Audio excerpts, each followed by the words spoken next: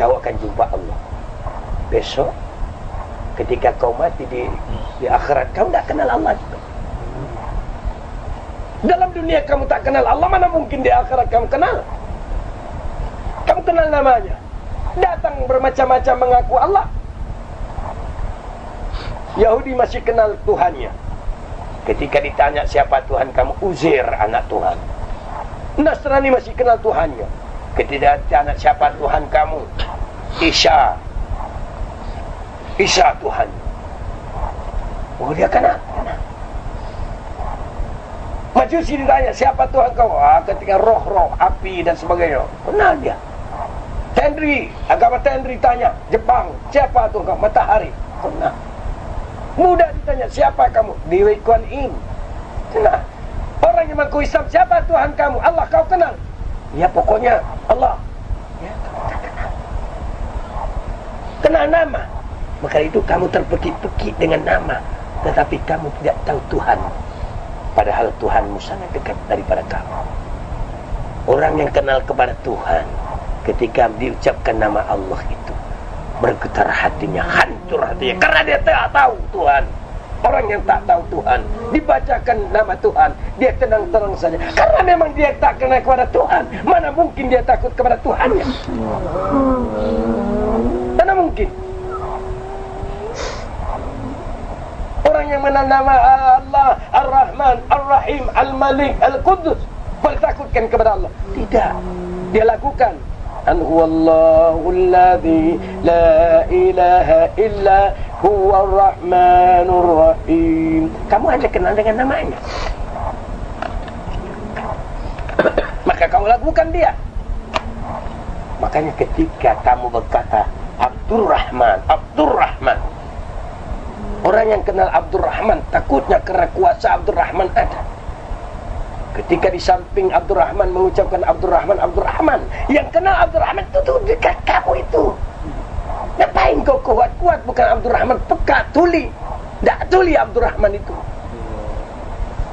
Nah, takutnya orang yang kenal Abdurrahman ini bukan kepalang, tapi yang kenal nama Abdurrahman, biar di sampingnya Abdurrahman, dia tidak tahu Abdurrahman. Begitulah kamu kepada Allah, kamu kenal namanya dan ciptaannya, tapi tidak kenal kepada Tuhanmu sendiri. Maka mereka yang tidak kenal kepadaku di dalam dunia, kata Allah, aku jadikan mereka di kemudian hari dengan tidak bermata, sehingga mereka buta.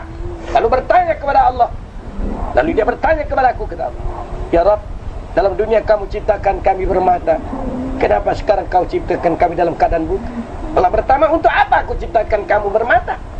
Dalam dunia pun kamu tidak kenal aku, apakan lagi di akhirat? Mana mungkin kau kenal kepada aku? Di dunia kamu sendiri tidak pernah melihat aku, tidak pernah mengenal aku. Maka itu kamu cuma belajar awaluddin ma'rifatullah. Awal agama, awal hukum itu mengenal Allah. Kamu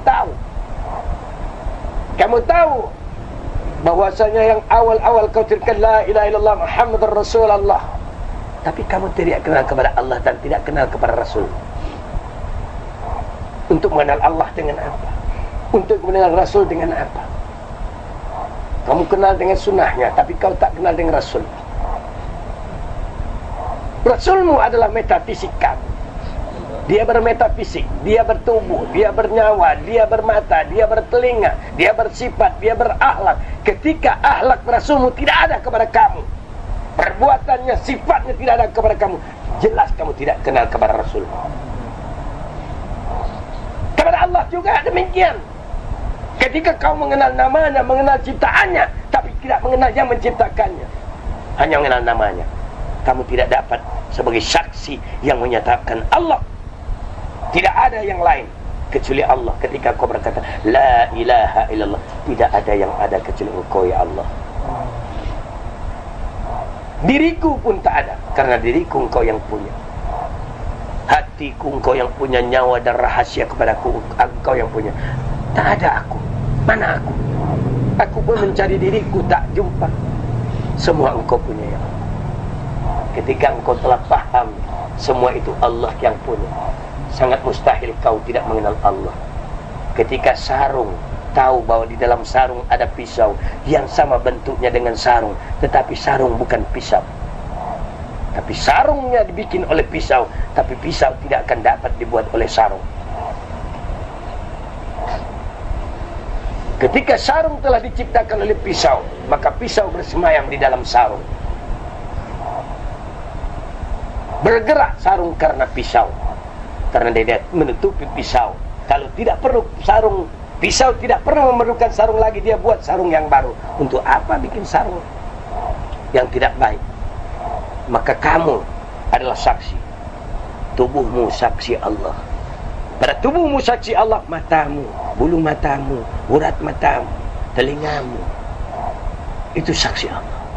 Bulu-bulu pada dagingmu, bulu-bulu pada kulitmu, darah-darah kamu, urat-urat sumsum kamu hidup, semua saksi Allah Subhanahu wa ta'ala. Semua berkata la haula wa la quwata illa billah. Tidak ada daya kekuatan kecuali Allah Subhanahu wa ta'ala. Berpeganglah kamu sebenar-benarnya, pasti kau selamat.